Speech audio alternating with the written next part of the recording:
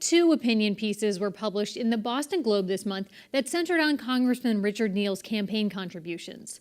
Analysis of those filings by freelance journalist and Haydenville resident David Daley shows hundreds of thousands of dollars spent on campaign events at five-star restaurants nationwide, high-end hotels, and private boxes at sporting events.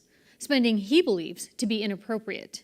Neal and his supporters say there's nothing wrong with that spending, and that Daley's opinion is skewed by his own political ambitions.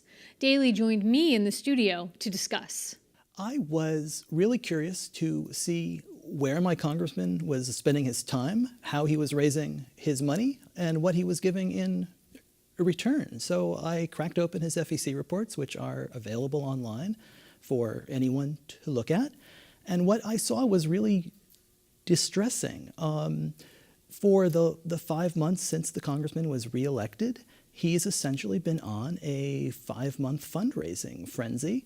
And it's not just who he's raising money from. It's the biggest interest on Wall Street. It's big pharma. It's all of these life insurance companies and folks who have interest before the committee that he chairs, the big tax writing committee.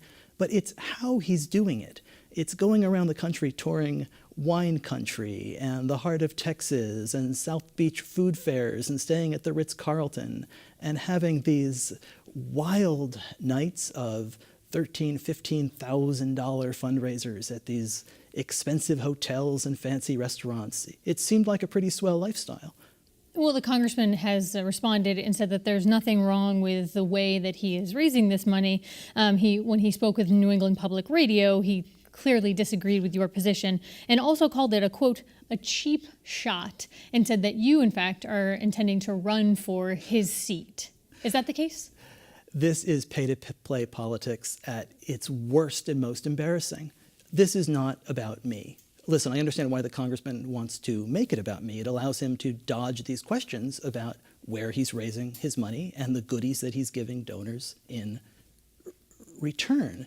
But this is really about a broken system. It's about a democracy that's so warped by campaign cash.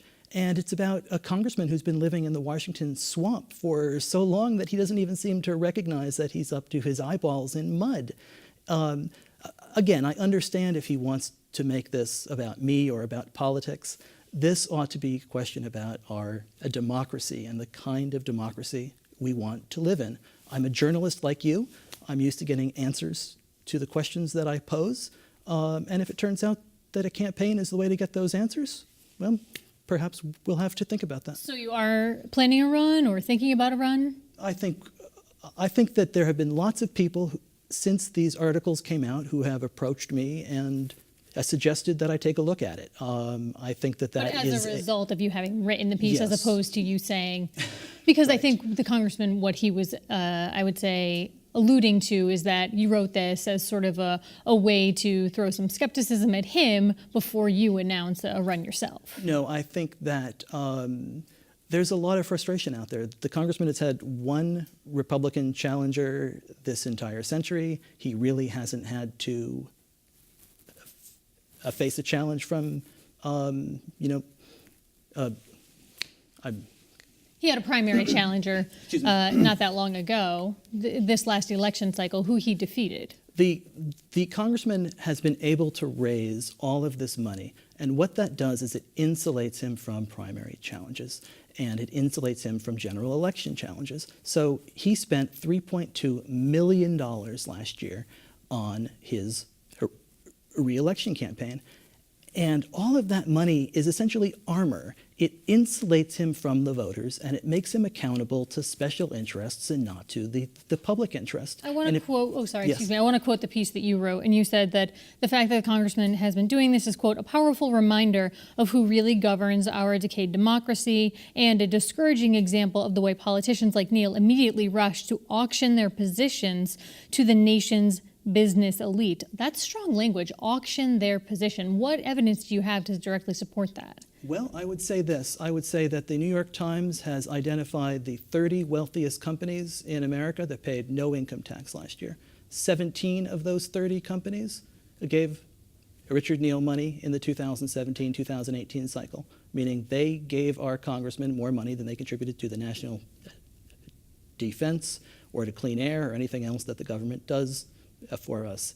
If you look at the TurboTax H&R Block giveaway that he's authorized through his role of chairman of the Ways and Means Commission, this is the highest priority of TurboTax and H&R Block. Essentially what they want is to ban the government, to prohibit the IRS from ever offering a real free file system that allows people to not have to use them as intermediaries. And the congressman advanced this legislation, and he calls it the Taxpayer First Act, and oh, a big coincidence, he's accepted tens of thousands of dollars from the owner of TurboTax and also from H&R Block over the years. There's no reason to do this. Why would you prohibit the IRS from offering a system that makes tax paying easier for all of us, unless if this is pay-for-play politics? And once again, the congressman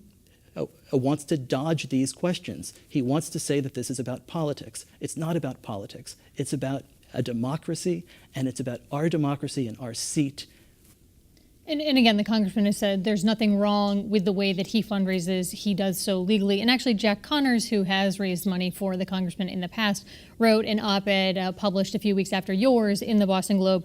And it said, quote, "In addition to adhering to the spirit and the letter of the law, Congressman Neal has complied with customary practices as well." So defending the congressman there. This is pay-for-play politics at its most nauseating, and Americans are fed up with it. This is only legal because people like Richard Neal make the laws. And it's one of those great examples of how sometimes in Washington, D.C., what's legal is actually grosser than what's against the law. One of the publications that you've written for is an entity called Fair Vote, and they've advocated for a variety of bills sort of around the electoral process. Do you think that there needs to be change in the way that money is raised in politics? Oh, absolutely. What the congressman does is he's been traveling the country, raising money from all of these interests, and then he does their bidding on Capitol Hill. But I mean specifically in the elections process, what would you change about the way that money is currently raised? Oh, we absolutely have to find a way to get all of this money out of our politics. We do not need two-year campaigns.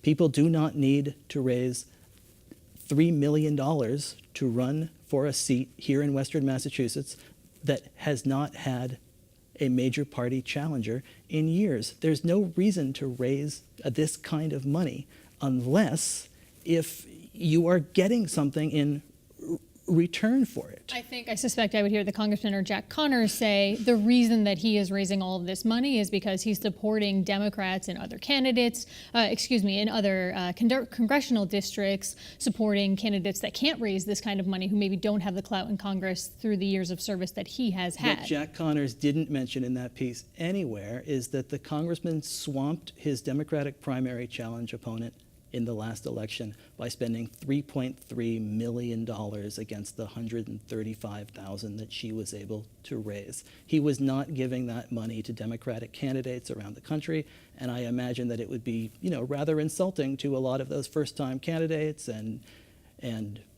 women who were running around the country to hear that it was Richard Neal who actually flipped Congress, thanks to all of his stays at the Ritz-Carlton and the money he raised at these fancy fundraisers. So you're saying that Jack Connors is lying when he says that the congressman gave to the DCCC, gave to all of these Black and Latino candidates? I'm not saying he is lying. I'm sure that there's a certain amount of money that the congressman did give. I'm saying what Mr. Connors is not mentioning anywhere is that the congressman spent 5 times what he gave to the DNC on himself and on his own campaign. And that's what the congressman is doing here. He is helping himself.